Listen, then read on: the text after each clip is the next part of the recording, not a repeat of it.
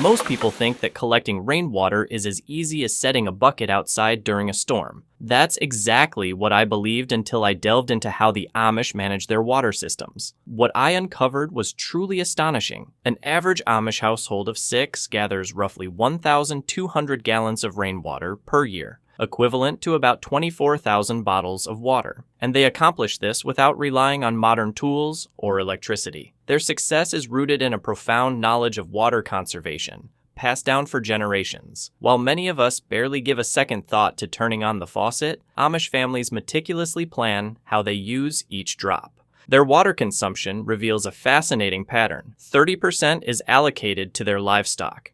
Those horses certainly need their share. Another 25% nourishes their flourishing gardens. Around 20% is dedicated to washing clothes. 15% goes toward general cleaning, while the final 10% is reserved for drinking and cooking. Here's something that might make you rethink your next extended shower.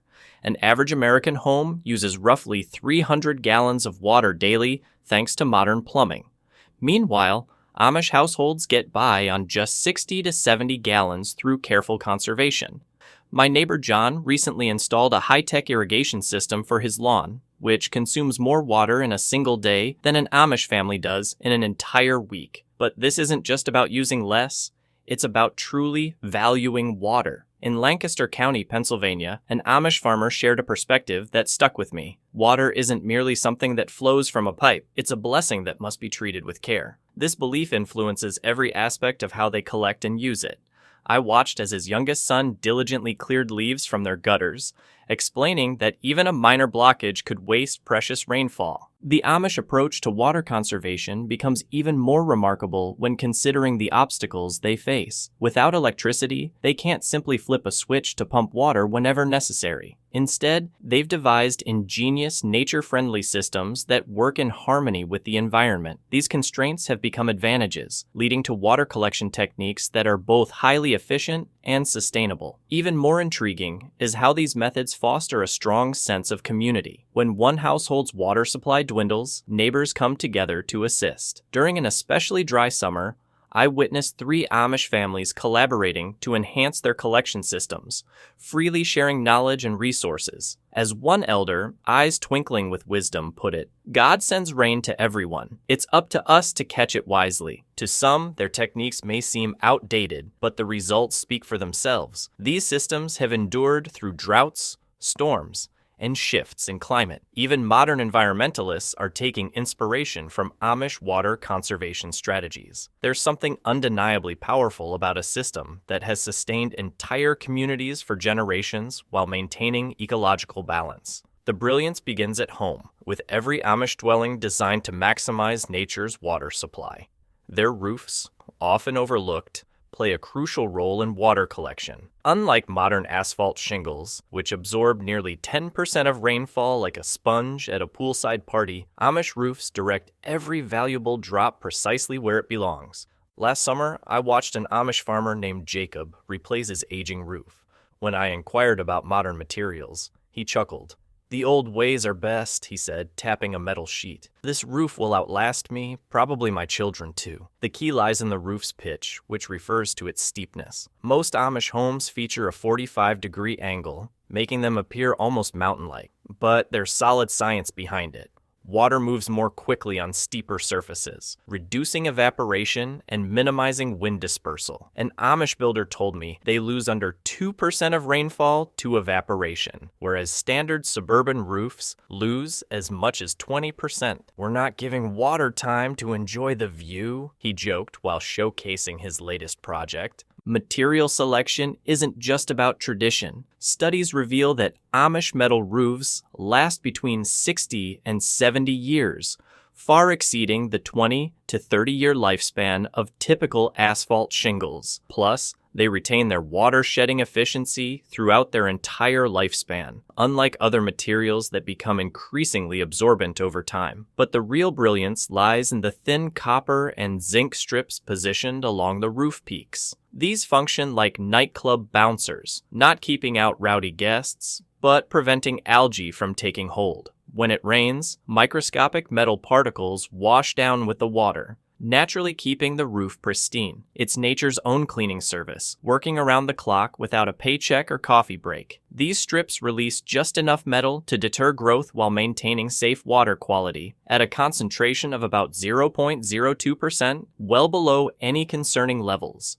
Gutters play an equally vital role. In many Amish communities, cleaning them isn't just a task. It's practically a family tradition. Children quickly learn that clean gutters mean clean water, and there's often a bit of friendly competition involved. I once saw two brothers racing to clear their respective sides of the house while their father timed them. The winner got first pick of freshly baked cookies that evening. Now that's a solid incentive. Speaking of gutters, some Amish families still use wooden ones. Yes, you heard that correctly. Wooden gutters. Before dismissing this as mere nostalgia, consider this. When sealed with natural pine tar, these gutters can endure for decades with proper upkeep. The pine tar doesn't just preserve the wood, it also has slight antimicrobial properties that help maintain water purity. Modern plastic gutters may be easier to install, but they require replacement long before these sturdy wooden counterparts begin to wear out. The entire roofing system operates like a perfectly tuned symphony. The metal sheets ensure rapid water conduction. The steep pitch generates momentum. The copper and zinc strips maintain cleanliness, and the gutters guide the water exactly where it's needed. Each element works seamlessly without electricity or modern technology. During heavy storms, these systems can manage up to 12 gallons per minute without overflowing.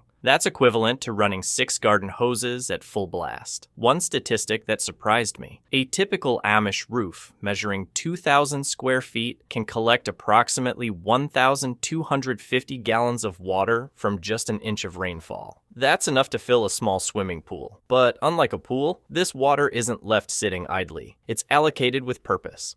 The Amish have perfected the art of storing and using every drop efficiently. The way the Amish maintain their water systems is impressive. Every spring and fall, they inspect their roofs carefully, tightening any loose panels, checking seals, and thoroughly cleaning the gutters. This regular upkeep ensures their roofs last for decades, while many modern homes often need repairs after just a few years. But their ingenuity doesn't stop with collecting rainwater. They also have smart ways to store it. Their storage solutions are so effective that even professional engineers would be amazed. Deep underground, the Amish have something remarkable: cisterns. These underground water storage chambers typically hold 1,500 to 2,000 gallons of water, about the same as 40 bathtubs. But calling them simple tanks wouldn't do them justice. The way they're built is fascinating. Amish families dig them by hand, using techniques that have been passed down since the 1800s. I watched one family dig a new cistern, and it was a full team effort. The father outlined a perfect circle while his teenage sons started digging. "My great-grandfather dug his cistern with the same type of shovel," he said, patting the handle, "though he probably didn't have his wife bringing fresh lemonade every hour like I do." The depth of these cisterns is key, usually between 8 and 12 feet, though some go as deep as 15 feet. Amish builders dig until they hit what they call good clay. When I asked how they know it's good, one builder grabbed a handful, squeezed it, and said, "If it holds together like fresh bread dough, then it's right." Some of the older Amish can even tell by smell. The walls of these cisterns are lined with special clay that acts as a natural filter. This isn't just any dirt. It's been tested and trusted for generations. Mixed with sand and other local materials, it helps keep water clean without needing modern filtration systems. One Amish elder joked, "Our clay does what your fancy filters do, except ours doesn't need batteries." Building these cisterns is an art. The bottom is shaped into a shallow bowl to help collect water, while the walls are built layer by layer, with each layer of clay smoothed by hand tools passed down through generations. Some Amish still use wooden trowels, which they say give the best finish. Believe it or not, some cisterns from the 1800s are still in use today. I visited one that was built in 1876. It's been holding water longer than the Statue of Liberty has been standing. The secret is the dome-shaped top. It's not just for looks. It prevents cave-ins and can even support the weight of a horse-drawn wagon. An Amish elder told me, "We built it this way before we knew why it worked. Now engineers say it's perfect design. We just call it common sense." Every cistern is placed carefully to make use of gravity, which naturally moves water without pumps. One farmer showed me how his cistern was positioned so water could flow to his barn, house, and garden. "Gravity is free," he said with a grin, "and it never takes a day off." The Amish also have a smart cleaning routine to keep their cisterns in top condition. The whole community often helps, turning what could be a tough job into a social event. Last spring, I watched 3 generations work together to clean their family cistern. The grandfather supervised from his rocking chair, sharing advice and old stories along the way. These cisterns also have overflow systems to prevent flooding. Small channels direct extra water to nearby gardens or fields, ensuring that nothing is wasted. Unlike modern homes that rely on electric pumps and sensors, these systems work purely through good design and simple physics. But even a 2,000-gallon cistern sometimes isn't enough. So the Amish use another clever method, above-ground storage. Ever wondered what happens to maple syrup barrels once they're empty? In Amish communities, they become rain barrels. These aren't cheap plastic barrels from the store. They're high-quality, food-grade wooden barrels that once held some of Pennsylvania's finest maple syrup. The Amish reuse them to collect rainwater, giving them a second life. A typical Amish rain barrel system includes 4 to 6 barrels placed around the property. They're set on sturdy wooden platforms, carefully built to provide enough height for natural water pressure. One Amish farmer, Eli, built his system using reclaimed barnwood. "These platforms have to be strong," he said, tapping the supports. "A full barrel weighs as much as a small horse." One smart feature that stood out was the first flush diverter. The first few minutes of rainfall usually contain dust and debris from the roof, so this system diverts that water away, ensuring only clean water enters the barrels. It works completely on gravity, with simple wooden channels directing the dirty water elsewhere. Mosquitoes could be a problem with standing water, but the Amish have natural solutions for that too. They use cedar oil, which keeps insects away without affecting water quality. One family even takes it a step further. They put small fish in their barrels during the summer. "The fish eat mosquito larvae," the mother explained, "and later they help fertilize our garden." Talk about a win-win! The overflow system in Amish water collection is another example of their impressive ingenuity. When one barrel reaches its capacity, the extra water seamlessly flows through wooden channels into the next barrel in the sequence. If all the barrels are full, the overflow is cleverly redirected to nearby gardens using a network of shallow trenches. One Amish farmer joked that his tomatoes never know whether they're being watered by the rain or his barrel system, but they don't seem to mind either way. Winter brings unique challenges, but the Amish have developed practical solutions. They insulate their barrels with thick layers of straw, which they secure using handmade rope. The straw comes directly from their fields, while the rope is often crafted from plants they cultivate themselves. One elderly Amish man demonstrated the process, wrapping a barrel with surprising agility. "We used to use old blankets for insulation," he chuckled, "until we noticed the horses were jealous that the barrels stayed warmer than they did." The maintenance schedule for these barrels follows the natural cycles of the seasons. In spring, they undergo a thorough cleaning and are inspected for any winter damage. Summer requires regular checks on water levels and quality. In the fall, preparations for the cold months begin, while winter itself is the time for most repairs.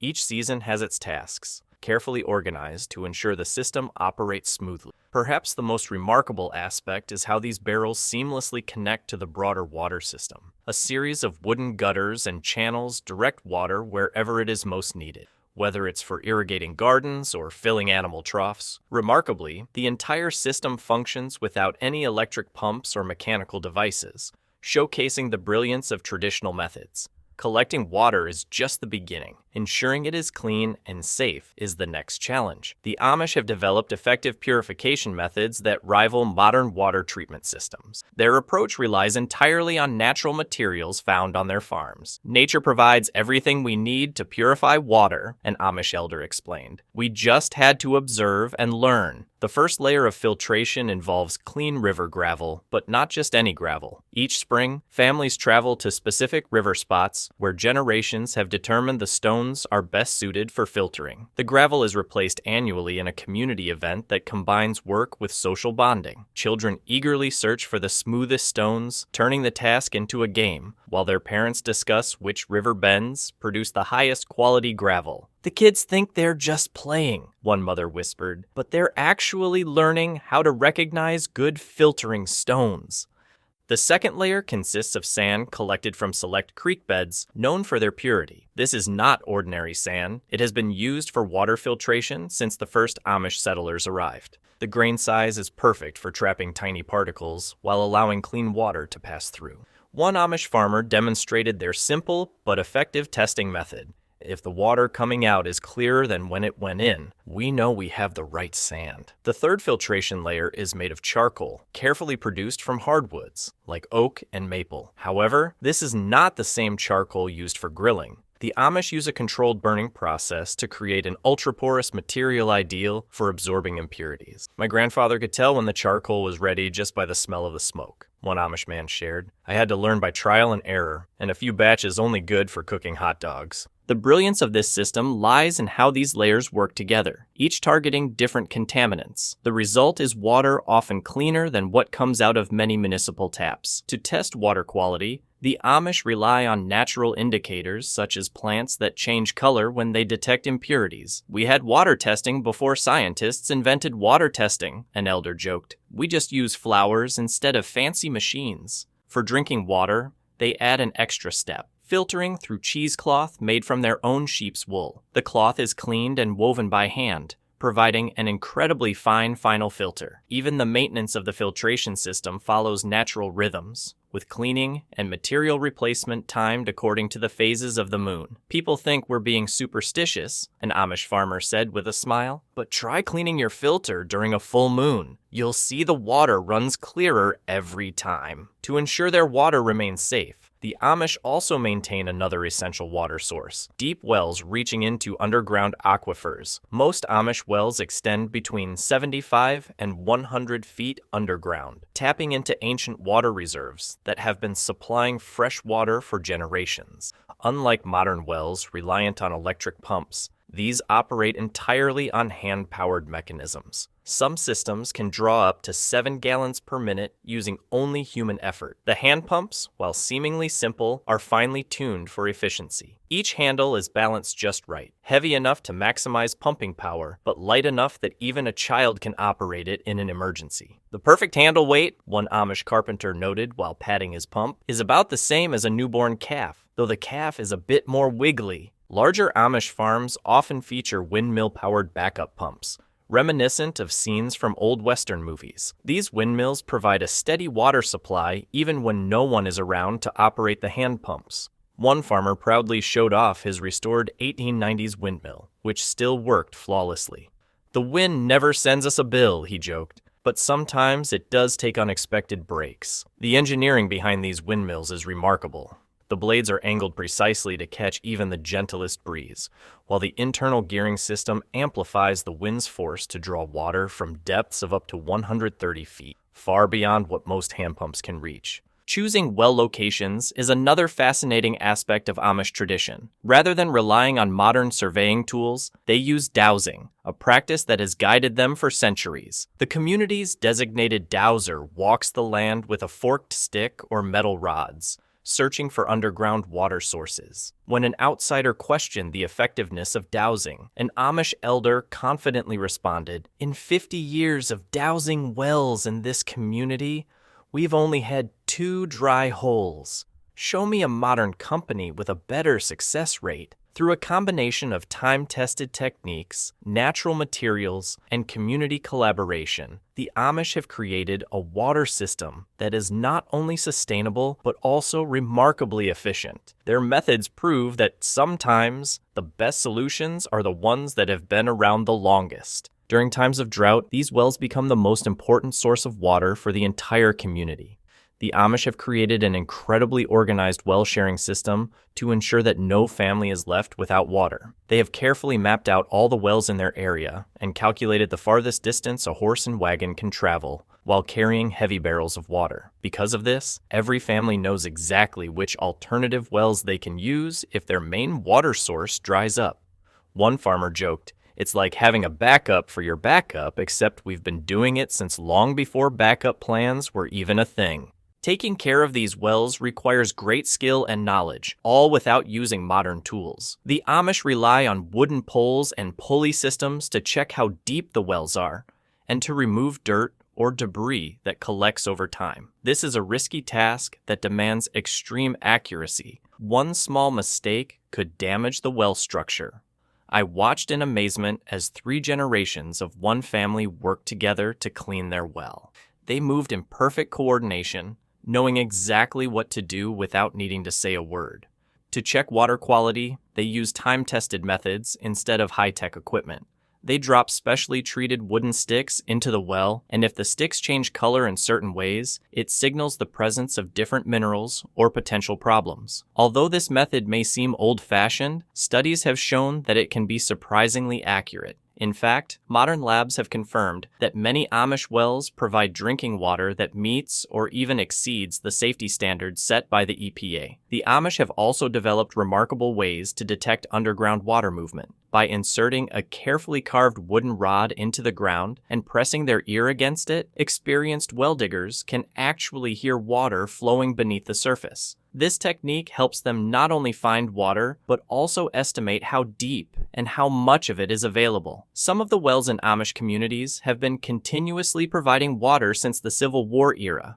These ancient wells are treated with deep respect, and their locations, along with maintenance records, are carefully written down in family Bibles. When one of these old wells needs repairs, the entire community comes together to help, turning the work into a meaningful gathering that celebrates both their history and self-reliance. The Amish have also mastered the use of natural elevation to move well water exactly where it's needed, without using a single electric pump. Their system is incredibly simple yet highly effective, proving that sometimes the most basic solutions are also the smartest. While money may power the modern world, the Amish rely on gravity to keep their water flowing. By carefully taking advantage of the natural slopes on their land, they save about $800 per year compared to households that rely on electric pumps. When I mentioned modern pumping systems to one Amish farmer, he laughed and said, "Why spend money on something nature gives us for free?" The science behind their gravity-fed system is straightforward.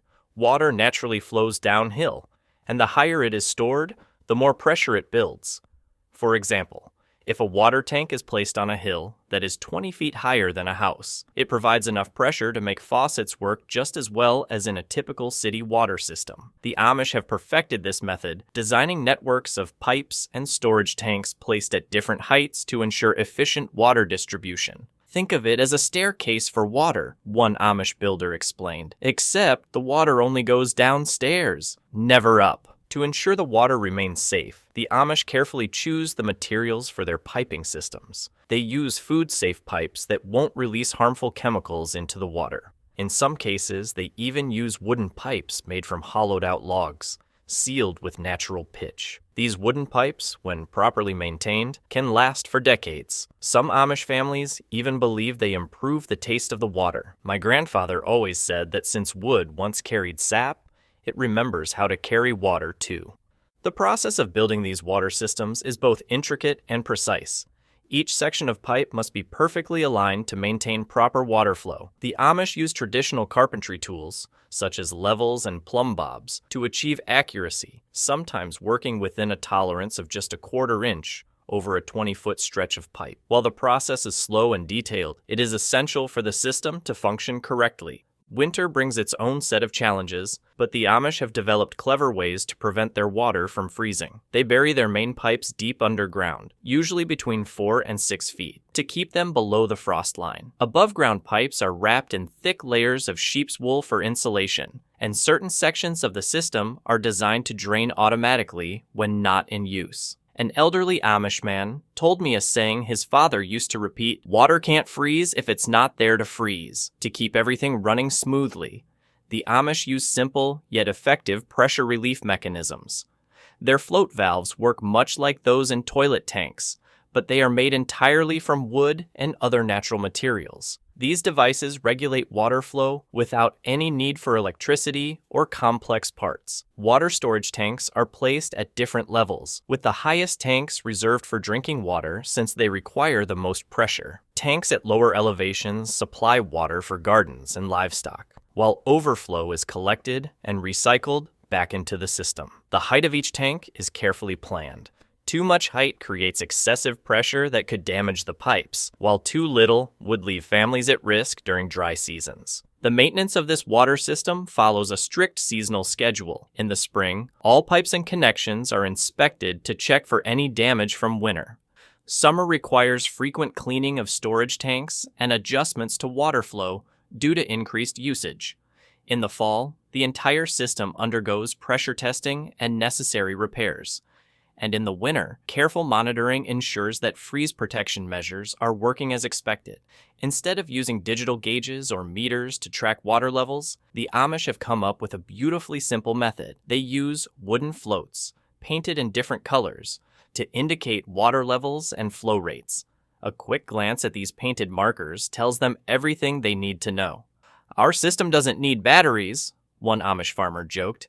"Just a fresh coat of paint every few years." One of the most remarkable things about the Amish water system is how easily it adapts to changing needs. If a family requires more water pressure for a particular task, they don't install an electric pump. Instead, they simply add a storage container at a higher elevation. The entire community often comes together to help with these upgrades, turning them into social gatherings. I once watched a group of Amish men and women raise a large storage platform in less than a day. When the work was done, they celebrated with a shared meal. This gravity-fed system does more than just save money. It strengthens the bond between the people and their water supply. Every family knows exactly where their water comes from and the journey it takes before reaching their home. But water management isn't just about transporting water from one place to another. The real question is, what happens when this water reaches your glass? This reveals another fascinating aspect of Amish life. For drinking, fresh spring water is the top choice in most communities. Every week, families make trips to nearby natural springs that have provided water for generations. These aren't just any springs. They have been carefully chosen and tested using traditional methods passed down for decades. City people think water should taste like nothing, an Amish elder told me during one of these trips. But real water has a story to tell with every sip. For many Amish, gathering spring water is more than just a chore. It's a social event. Families coordinate their trips, helping each other while also catching up on community news. Young couples often collect water together, turning it into an informal dating tradition. It's so common that some Amish humorously refer to it as spring dating. One grandmother laughed as she told me, "Half the marriages in our town started with two young folks arguing over who got to fill their jug first." Each spring has its own set of rules to keep the water clean and fresh. People wait their turn, and there's a specific way to fill the containers to avoid disturbing the spring bed. Experienced collectors can fill a 5-gallon jug without stirring up even a single grain of sand, a skill that takes years to master. Older members of the community take the time to teach the younger generation the proper technique, ensuring that these traditions continue. When spring water isn't available, the Amish turn to well water as their backup drinking source. Their wells tap into deep underground aquifers, where the water is naturally filtered through layers of rock and sand. Families know which wells produce the best drinking water, a knowledge passed down through generations. Some wells even have a reputation, like one called the Sweetwater Well, which locals swear makes the best coffee in 3 counties. For cooking, many Amish families use filtered rainwater, which they say works especially well for baking. In fact, some believe that bread rises better when made with rainwater. One Amish baker shared her secret. "Rainwater is softer than well water, so it makes the bread fluffier. My mother-in-law didn't believe me until I baked 2 loaves side by side." Summer brings unique challenges for storing drinking water. Without refrigeration, the Amish rely on underground storage spaces called water cellars. These cool, shaded areas keep water fresh without electricity. The cellars are designed with special ventilation shafts that create a steady flow of cool air. "It's nature's refrigerator," one farmer told me with a grin, "and the best part is, it never sends us a power bill." The Amish have also preserved traditional water testing methods that might seem simple but are surprisingly accurate. For example, they place clear glass jars of water in direct sunlight for a day. If algae appear, the water needs additional filtering. Another test involves dropping a silver coin into a jar of water. If the coin tarnishes quickly, it could indicate high sulfur content. One elder demonstrated these tests for me and chuckled. Our way is cheaper than those fancy kits, and we don't have to squint at tiny print to read the results. Different water sources serve different purposes in daily life. Mornings start with fresh spring water for drinking, while afternoon tea might be made with filtered rainwater. Some families even collect morning dew for special medicinal uses, following traditions that go back centuries. Each kind of water has its own purpose, one Amish mother explained. Just like you wouldn't wear your Sunday clothes to milk the cows. Water collection is a shared responsibility in the Amish community, which also serves as a natural way to monitor quality. If anyone notices a change in their water's taste, smell, or clarity, the news spreads quickly. Families freely share information about water quality just as they share recipes. Some even have specific ceramic containers for different water sources. Blue glazed jugs for spring water, brown ones for well water. This system isn't just about organization. Many Amish believe that certain types of containers help keep water fresher for longer. The water and the vessel need to be friends, one elder said with a serious expression, though his poetic words made everyone around him smile. Respect for water extends beyond just using it wisely. The Amish also take great care to protect their sources. Each community has strict rules about keeping wells and springs clean. Children are taught from a young age how to collect water properly without contaminating the source. A common Amish saying sums up their approach. Take care of the water, and the water will take care of you. Of course, even the best systems face unexpected challenges. Seasonal changes, droughts, and other factors sometimes test the Amish water supply. When a particularly dry summer hits, even the most well-planned water system struggles. But the Amish meet these difficulties with patience and creativity.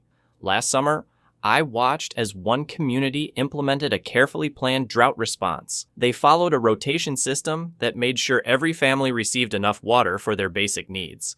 Droughts are like unexpected dinner guests, one farmer told me. They show up when you least expect them, and you've still got to feed them. Winter also brings its own set of problems. Pipes can freeze and burst, storage tanks can crack, and collecting water becomes difficult when the ground is covered in snow and ice. But the Amish plan ahead. By late autumn, most families have already prepared their water systems for the cold months. They wrap pipes in thick layers of straw for insulation, drain outdoor storage containers, and set up emergency collection points designed to prevent freezing. Their seasonal maintenance schedule ensures everything runs smoothly. In spring, they inspect pipes for damage after the winter freeze. In summer, they focus on keeping water sources clean and preventing algae growth. Fall is dedicated to repairs and preparation for the cold months ahead. Just when you think you've fixed everything, an Amish carpenter joked, the weather changes and gives you a whole new list of problems. When water shortages occur, community cooperation becomes more important than ever. Families with deeper wells or more reliable springs share their water with those whose sources have run dry. Over time, they've created an informal but highly effective water sharing network that connects entire communities. Every family knows exactly where they can turn if their primary source fails. We don't have insurance companies, one elder explained with a smile, but we have each other. The Amish rely on natural signs to detect water issues before they become serious problems. Certain plants growing near water sources serve as early warning signals. If their leaves begin to yellow or wilt, it could mean the water quality is changing. Frogs are another key indicator. If they suddenly disappear from a pond or spring, there might be something wrong with the water. Nature gives us clues, one farmer explained. We just have to know how to read them. The challenge of monitoring water quality has led to some clever solutions. In addition to observing plant health, some Amish communities have developed their own testing methods using natural materials. They use certain types of moss that change color when exposed to different water conditions, while specific aquatic insects act as living indicators since they can only survive in clean water. Algae growth is a constant concern, particularly in above-ground storage tanks. To manage this, the Amish have found simple, natural solutions, such as placing small copper pieces in water barrels or positioning containers in areas that receive just the right amount of sunlight. Some families even introduce small fish into larger storage tanks, where they eat algae and keep the water moving naturally. "It's like having tiny underwater gardeners," one Amish woman said with a smile. When emergencies arise, the community's water sharing system quickly comes into play. Horse-drawn water wagons make routine rounds, delivering water to families in need. These deliveries are carefully coordinated to ensure maximum efficiency while minimizing strain on the horses. During one particularly dry season, I observed 3 water wagons working together in a perfectly timed sequence, ensuring that every household received its fair share. During extended droughts, storage capacity becomes a major concern. Some families expand their water reserves by constructing additional cisterns or installing more rain barrels. However, these storage expansions require careful planning. Too much stored water can lead to quality issues, while too little leaves families vulnerable during dry spells. Finding the right balance takes experience and close attention to weather patterns. Perhaps the greatest challenge is passing down these water management skills to younger generations. Young people must learn not only the practical aspects of collecting and storing water, but also how to recognize the subtle signs of potential problems. Teaching these skills requires patience and hands-on learning. Water wisdom isn't something you pick up from a book, one elder told me. You have to experience it firsthand. Through generations of trial and error, successes and setbacks, the Amish have built a water system that works in harmony with nature. It stands as a powerful example of community cooperation, resourcefulness, and tradition, proving that sometimes the simplest methods are the most effective and sustainable.